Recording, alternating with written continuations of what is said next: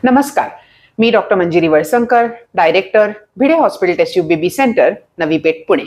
आज आपण बघूया की डॉक्टर IVF ची खरंच गरज आहे का, असे बरेच पेशंट मला विचारतात.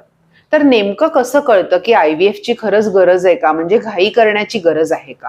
आता ज्या वेळेला एखाद्या दाम्पत्याला गर्भधारणा होत नाही आणि ते आमच्याकडे येतात आणि आपण त्यांचे विविध तपास करून घेतो, जसं की रक्ताचे काही तपास असतात, AMH, सोनोग्राफी असते ज्याला आपण AFC म्हणतो, तिच्या पतीचं वीर्य असतं. हे सगळं केल्यानंतर सरासरी आम्हाला लक्षात येतं की त्या दंपतीची मूल होण्याची कार्यक्षमता ही साधारण किती आहे.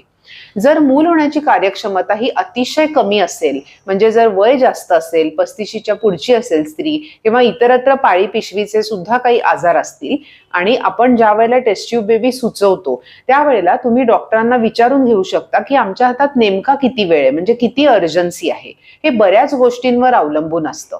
त्यामुळे टेस्ट ट्यूब बेबीची जर गरज असेल तर ते योग्य वेळेत नाही केलं तर टेस्ट ट्यूब बेबीचा सक्सेस रेट हा अतिशय कमी असतो. जर तुम्ही योग्य वेळेत, जर व्यवस्थित स्त्री बीज, पुरुष बीज व्यवस्थित असतील आणि साधारण वर्षभर प्रयत्न करून सुद्धा जर तुम्हाला बाळ राहत नसेल किंवा IUI सारख्या साध्या पद्धतीला जर यश येत नसेल, तर मात्र IVF नक्कीच गरजेचं आहे. त्यामुळे IVF गरजेचं आहे का, हे पेशंटच्या बऱ्याच फॅक्टर्सवर अवलंबून असतं आणि ते तुम्ही तुमच्या टेस्ट ट्यूब बेबी तज्ञांशी जाऊन मोकळेपणाने डिस्कस करणं गरजेचं आहे आणि मग योग्य उपचार जे आहेत ते आम्ही पेशंटला सुचवतो. धन्यवाद.